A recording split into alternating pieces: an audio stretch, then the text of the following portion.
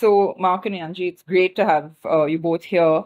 I wanted to ask, how did your great grandfather, is it, start this business? Was it something he learned, he self-taught, or how did he get into this, as far as you know, at least?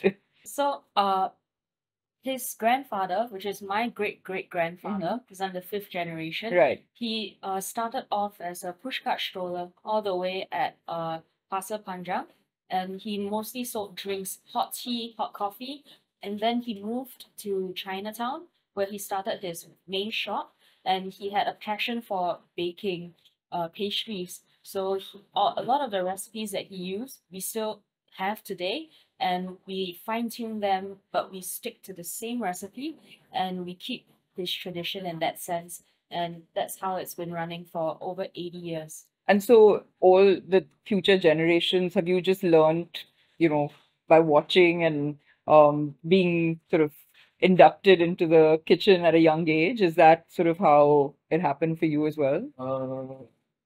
Well, for me, it's like a family tradition. Because once I completed my studies from US, they said you have to go to the kitchen, you have to So, learn. did you do your studies in culinary, or was it No, something completely it's just- different? yeah, completely different. Oh, okay. Yeah. So I just graduated, then came back. What did you study? Business marketing. Okay. Helpful. That's helpful in the Yeah, that's business. helpful. Yeah. Yeah.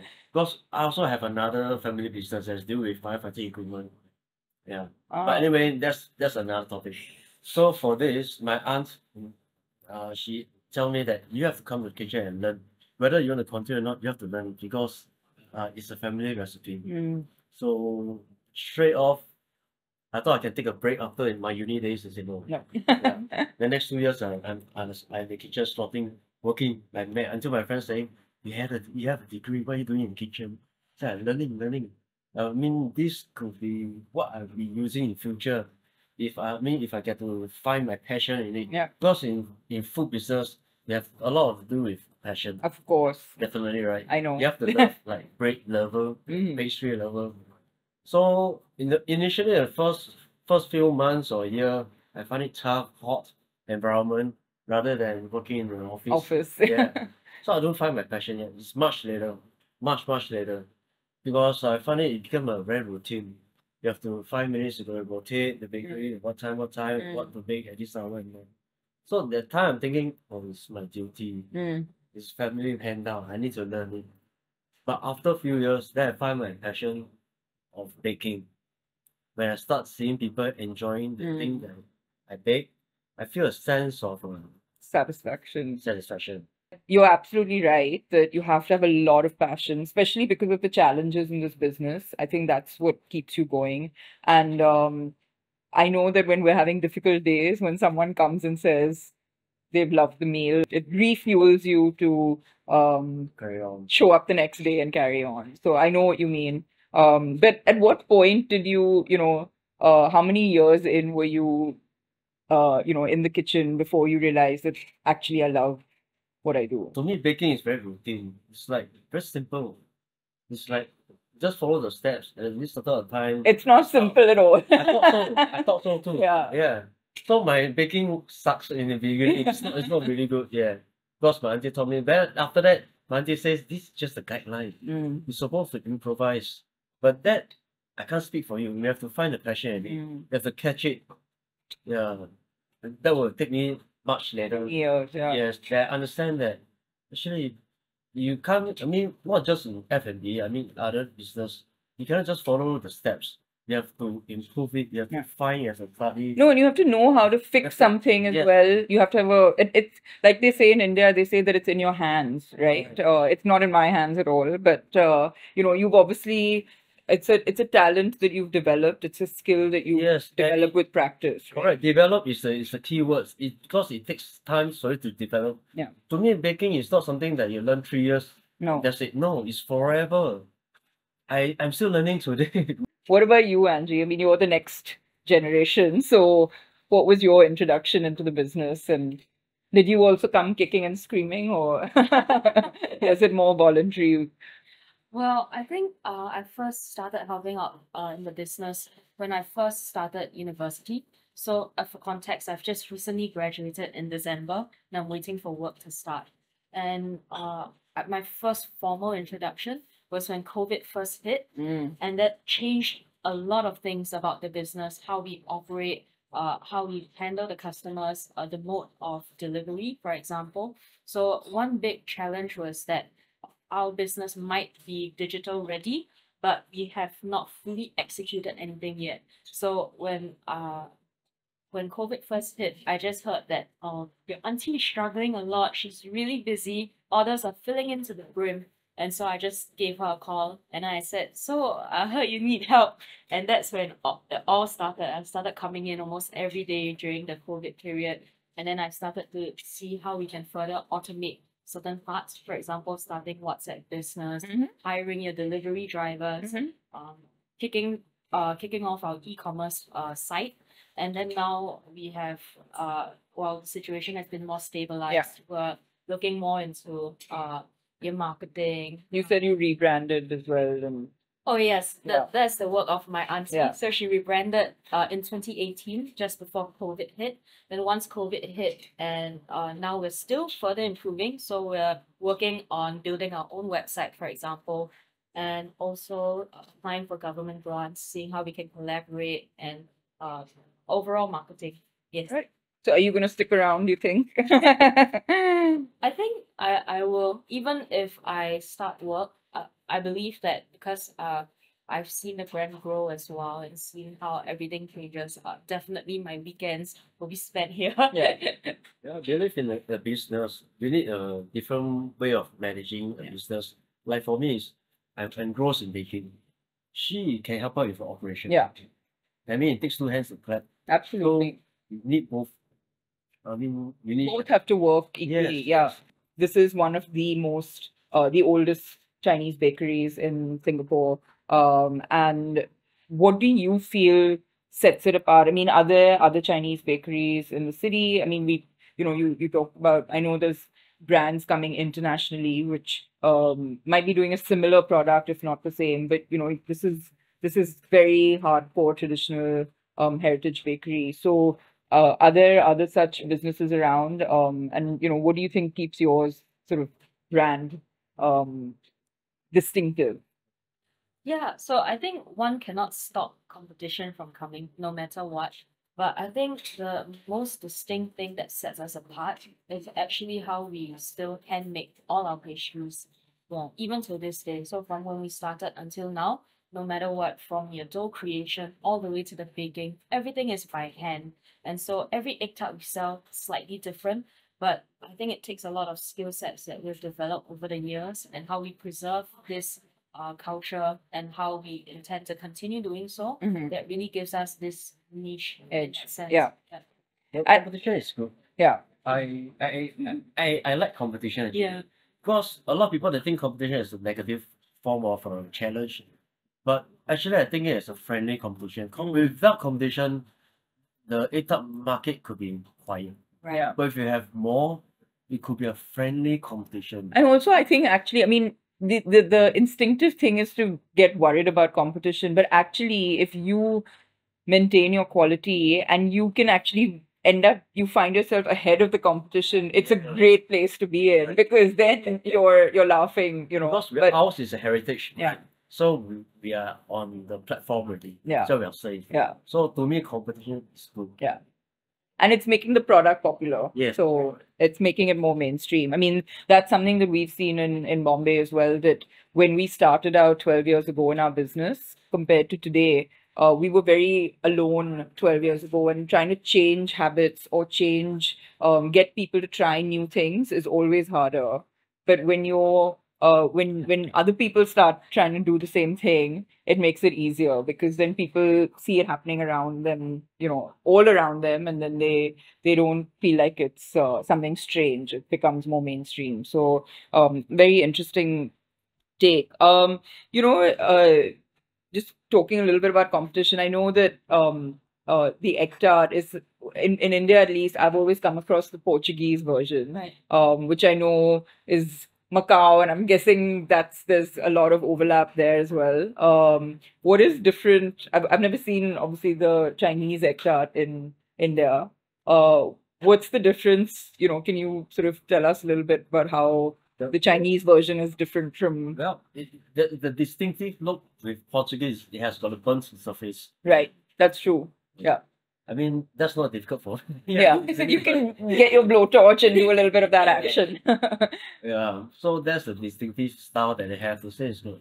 Macau, maybe it's Dutch. They like this kind of this style. Maybe it's a way of pastry. But is the custard different? Is the pastry It's different. dough different? Yeah, I believe most of them they use powdered custard. Ah, For us, we stick to fresh eggs. You see, I got thousands of eggs. yeah. Yeah, fresh eggs, whole egg, not just egg yolk, egg white, whole egg. Ah, Yeah. okay. So I don't know. I'm nothing against custard, egg Yeah. tarts, but I believe whole egg should be better, right? As compared So to you mean the filling itself is Yes, different it's in the two different. types of tart, Yeah. right? And you use pork lard, which is Yes. very interesting to me. Is that a similar technique that's a used lot of in? them they use that too. Okay. Yes. For Chinese pastry, yes, a lot. And so Yeah. keeping dairy out of the product is something that's again traditional. Is that like none of your products have dairy? Is that correct? Yes, that's correct. So I think in the past, especially in Southeast Asia, people use animal fats like pork lard more often because butter is harder to acquire. So you can see the difference in that. But within our own cultures, there are different types of crusts even. So some people sell the cookie crust, but for us, because we use pork lard, then it's more flaky. Mm. And with the whole egg mixture, then everything we feel it's slightly lighter than your Western egg tart. Yeah. Interesting. So, we're seeing I mean, it's not a trend, it's kind of a dietary preference of more vegetarians, at least in India. Do you see that at all over here, or is that not a problem for you right now? In Singapore, they are quite open for this. Yeah. So It's not an issue. yeah. Well, lucky for you. In terms of product though, we did expand. So for example, traditionally your wedding pastries for gifting, we only had a few types of pastries for gifting back then, but now we even have plant-based range. So Oh, you do? so that's Ah. a thing. Although the demand is lower, Yeah. and because traditionally speaking, people are not so they do not have such a preference. Right. But because now You're in looking today's to the future. yeah, even our regular pastries, we introduce some that are vegetarian and some that are vegan. So our vegan one is the black sesame shortcake. Okay. Yeah, and we use soy to make it instead. Yeah. So you talked about wedding cakes and or wedding pastries rather. I know there's a bit of a legend behind the wife cake. So can you tell us what that story is? Yeah, so for the wife pastry, how it's coined the wife pastry was back then in China. There's this married couple, and the wife's father-in-law fell sick. And so what the wife did was, without telling her husband, she sold herself and used the money to pay for the father's-in-law medical bill. And what her husband did when he found out after she was sold, that he started selling these pastries to try and make the money back to buy his Mhm. wife back. And because of that, it was coined wife pastry. But it's also very symbolic in today's terms because the wife pastry has a candied melon filling, and because it's very sticky, then in the Chinese phrase, it's like you stick together forever. That's why it's popular when you gift it.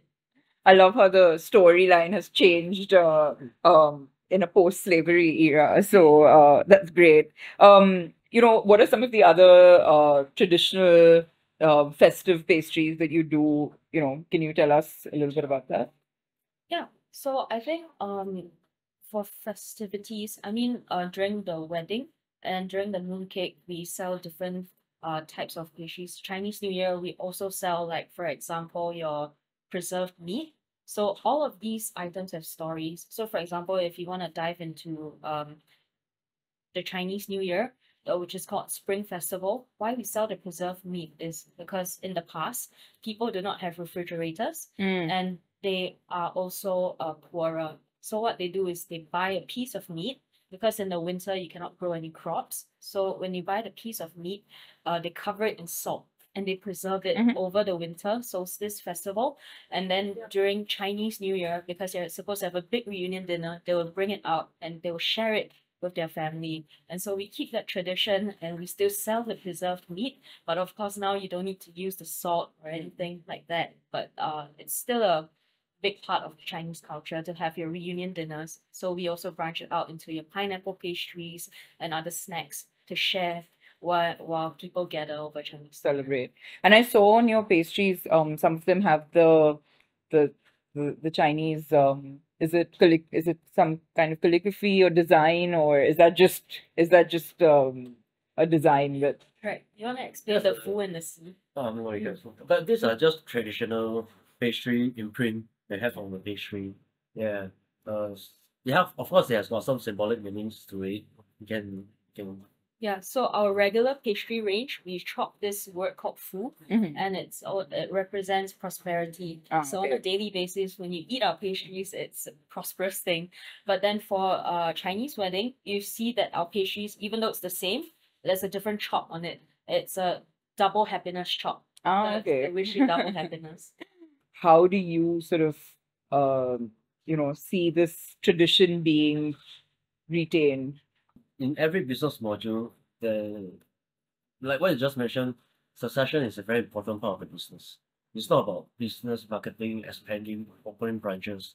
But if you are in a standard family business, right, we should look at succession as a key importance. How Absolutely. you transition from one generation to another.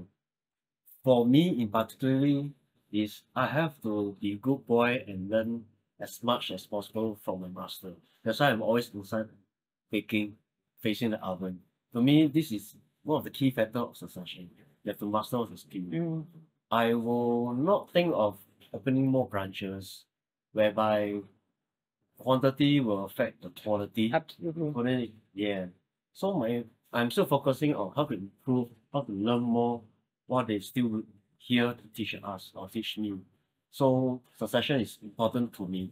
And my trick to it is to absorb as much as possible. Mm, And after I learn everything, I will pass it down to next generation. I will not think of expansion, franchise, or marketing. No. Maybe it's not for me yet. Maybe it's for other people in the management, maybe my sister, my brother. sure. But at least you must have one person from the same generation to master as much as possible Mm, in that trade. That's our key of succession. absolutely. It's so critical, and you're absolutely right. What are some of the challenges you face in your business? My challenges will be supplier, ingredients. There's a possibility of changes along the way due to world supplies, Mm, there are or different kind of harvesting they have nowadays. So whenever I start baking, right, I will study the make wash properly, mm. the ingredients. My challenges will be to have a nicely baked product at the end of the day due to the changes in suppliers. So consistent product in spite of inconsistent ingredients. Correct. Yeah, that's Yeah. my challenges, everything. That's Yeah. my worry. Yeah. Yeah. Yeah. For me. Which is why it's so important to really understand and be flexible, like you said, right? Yeah. Because you'll have to work with And those. adapt changes to Absolutely. improve from there. Absolutely. I mean, even right now, the hiring market for F&B businesses is also very difficult because it's a laborious job and we make everything handmade from scratch. So sometimes hiring is an issue, or even because we try to maintain our tradition as a Chinese brand. So sometimes I catch myself thinking of how do we learn or use more Chinese traditional ingredients, but be creative with it so that the younger generation is interested in our products because a lot of them have not heard of the things that we've used before. Mm. So for example, like the dessert we came up with, the peach gum, yeah, it got popular because it's high in collagen. And so that's how we introduced. So you were like, it's good for your skin. Yes. So we actually make good ties with our neighbor, the traditional Chinese medicine Right, shop. right, And right. they sell different types of products, and we also learn along the way. So, for example, we just found out that konyaku, which people usually associate with Japanese heritage, is actually also available in China many years ago. And that is how we learn to explore and be creative with the new ingredients, and also use that to entice the younger generation.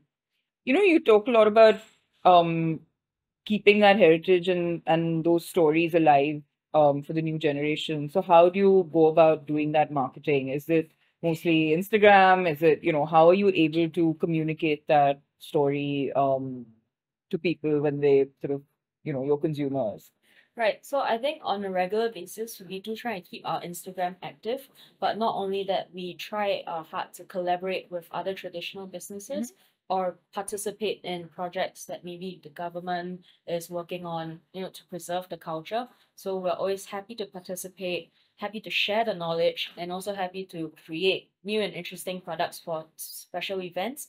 And that's how we hope to carry that tradition on. Yeah, amazing. I mean, I think it's collaboration is definitely a way to do that. So that's great. What does success look like for you today? Success. Well, successful like this, we have a continuation of generation keeping up the standards, the quality of our products. That's a success. It's not about profit margin or anything. It's to maintain the good, the products in a good way. That's why I see success. Very, very good luck to you, and I love everything you are doing, and I really hope that you make it out to India very soon and come and try what we're doing, but more importantly, bring some of this to us after we've left Singapore. Thank you so much for today, Gauri. It was very nice speaking to you. Yeah, thank Thank you. you.